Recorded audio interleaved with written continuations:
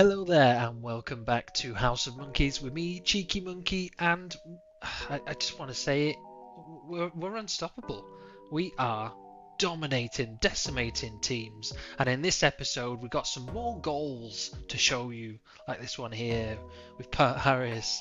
My team just don't know when to stop scoring, which is really good.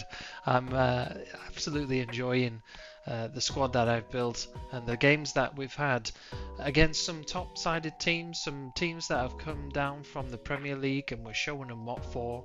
We're showing them why we're worthy of that promotion. So sit back and enjoy, and I'll show you some of the highlights of the games that we've had and how we're continuing the unbeaten run that I just haven't seen before in my games on Football Manager. So this is really enjoyable at the moment, and then sharing it with you guys. It's something that I've enjoyed lately. So thank you for watching, and thank you for being part of this journey, road to glory as well. So yep, as you can see, we're 2-0 up against Portsmouth. Portsmouth are struggling in the table on the game at the moment, but these are the games that we should be winning to build on that lead. And at the moment, my aim is to then build a cushion against the chasing teams, because that'll just ensure that we go up without a doubt. And that was a nice goal set up there from Callum Lang to Salverson, and it ended 2-1. And like I say, we just seem to be decimating and dominating each time, each game. I keep saying we got shots, we get shots on target. The possession stat could be worked on a little bit, but just the team overall are just shaping very well together. And then there was quite a tough, what I thought was going to be a tough match against Wolves, because they just come down from the Premier League. But I was really impressed with how well we played, and look at that, Sarr with an absolute comical error which we capitalised on, and it was nice again to have not that happening to us and being on the right side of that. So Mbama with a lovely take off Sarr and then grabbing that goal. And it didn't stop there. This was a game full of goals. For us, of course, which is good. Like I say, Wolves had just come down, so the fact that we were actually on the right side of the game and taking it to them is a good thing. I've started to have a look at some of the players that I potentially could be taking with me in the Premier League if some teams don't get promoted like it was envisioned at the beginning of the season. So if there's teams like Wolves, Bournemouth or Sunderland that don't get promoted with us, it might be worth having a look at their teams and seeing who I can poach to take with me, because no doubt they'll want to come to the Premier League after being in there at the beginning of the game. They won't want to be staying around in the Championship much longer, so it might be a good deal for us and some Premier League experience, because we are on our way. Look at that, Amada with our second goal.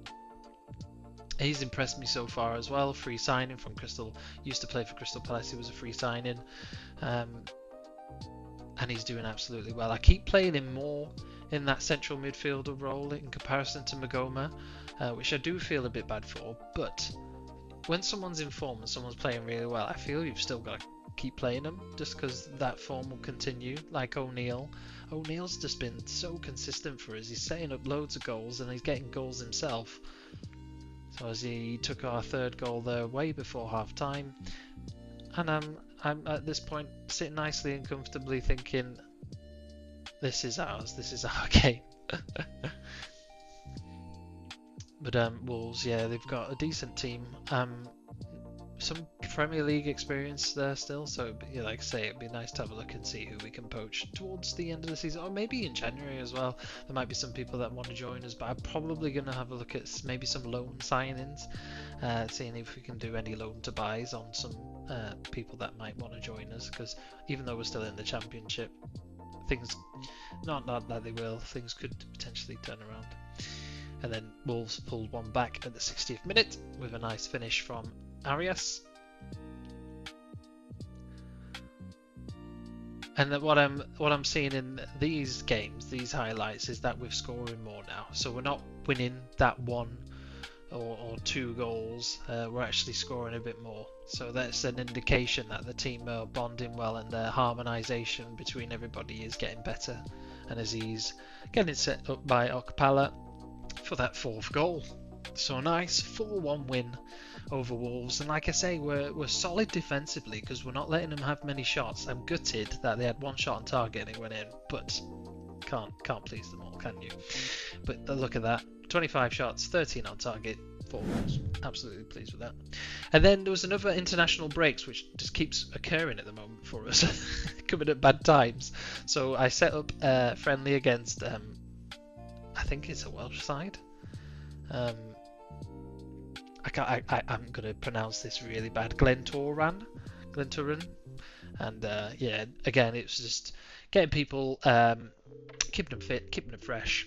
And playing someone else that isn't a Premier League team, someone that we might just easily walk all over. But that wasn't the case here. They actually give us a good game, considering where they are, where they play. So it was nice, friendly, and like I say, just a good chance to switch everybody up, really. In a rainy day, wherever Glentoran is.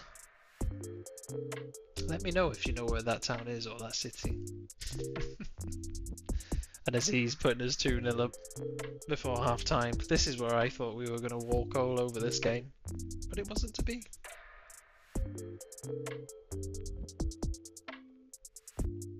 And I think I've got quite a few people that get selected for international duty now as well. So I used to, at the start of the season, on the first season, I had about 2 or 3 players.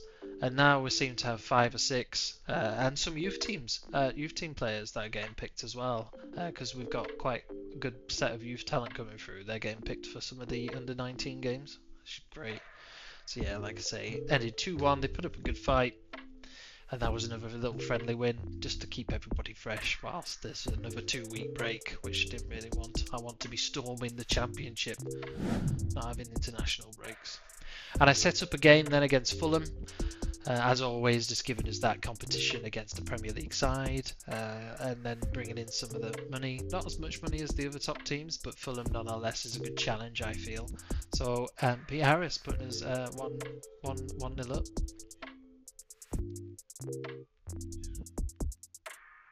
And this was a good game. Not much in it between the highlights, and that was worrying, like in the last episode when you have little highlights. It's a bit, what's going to happen here in this game? But it wasn't to be for us, which is good.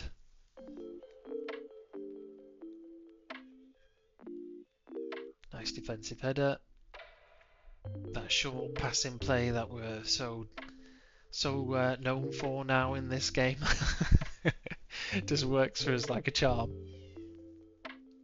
And then Amada into the box. Set it up. Mbama. And putting us 2-0 up. I'm not too sure about Fulham's green kit though either. But yeah. Like I say, another one-sided game. 31 shots, 7 on target, 2 goals. And another clean sheet. I gave Tickle a game and Joe Welsh, so the keeper's responsibility being shared in the friendlies. And then it was back to Championship football against Bournemouth, who have just come down but are sitting 12th, so they're underperforming at the moment. So this is a good test for us because they've got some decent players that are still in that lineup, like Clivert and Semyeno, is it, up top? So it's one of those that it's going to be a tough challenge because they've still got a decent side. So they should not be sitting in 12th, but they are. And then Aziz setting up Okpala for the only goal in the game. So it was, I know the stats tell a different story, but it was a difficult game for us there. And I'm glad we were the 1-0 victors and pushes us further up that table and building that cushion that we want. And then next up was Watford. A big big scoring game again. Watford towards the bottom of the table in this save, but shouldn't be chalked off at any point either, because those teams are the ones that will try and nick points from you because they've got something to fight for, because they don't want to be relegated. So we need to make sure that we just score as many as we can and win the game, really. and Okpala and Aziz linking up once again. Nice little duo of linked between them, setting up some fantastic goals, I gotta say.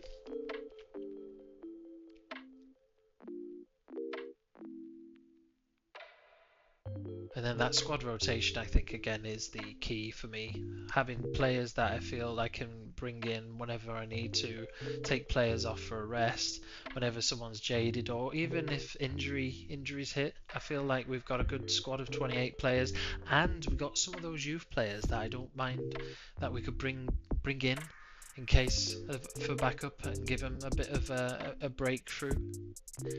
So I feel we've got options and selections all over across the different teams, which is handy. And then Okpala again grabbing his second goal.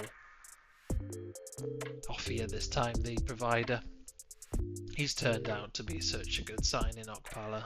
400k. Cannot get over that. But Watford didn't want to let us walk all over them. They did grab a few goals.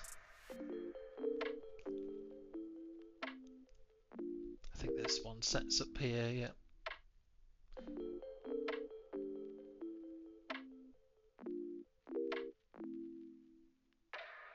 Aziz, lovely run. Then Kabar.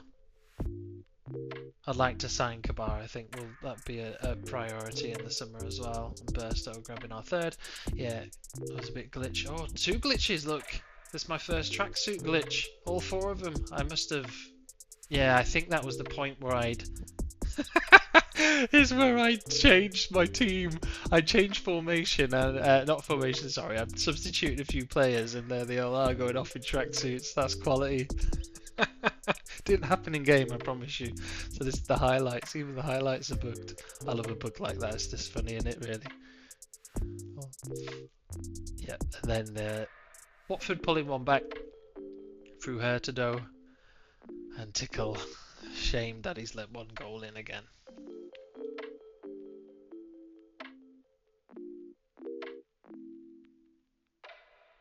Gotta love a bug.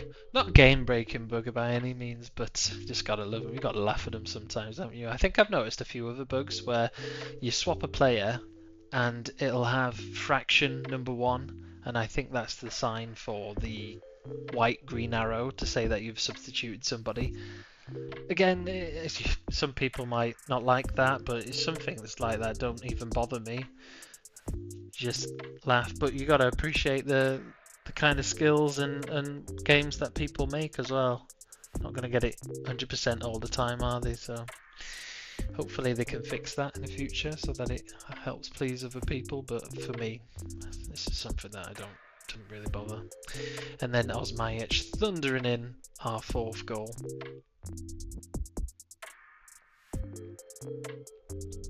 And he's played well this season for us. Might not be starting as regularly. He comes off the bench and gets a couple of goals for me, which I really like because it's quite helpful. Like I say, we're scoring quite a few more goals this time, not having that 1-0 lead or 1-0 deficit. We're actually putting the goals through, which is good. And then Sam Tickle letting a brace in there. And again, look, 2 shots on target and 2 goals let in. It is annoying sometimes, especially when their keeper seems to save everything we throw at them. But such is football sometimes. But a 4-2 win. Happy with that. Another win. And then Sheffield United. This was a big game because Sheffield United are hot on our heels now. Because Cardiff and Watford are slumping down a bit in form. It was Sheffield United that are there as well. So O'Neill putting us 1-0 up. Mr. Consistent. And Sheffield United are a decent team as well. They've got some very good players. So the fact that we were able to win again and build a points cushion to them as well is very important for me.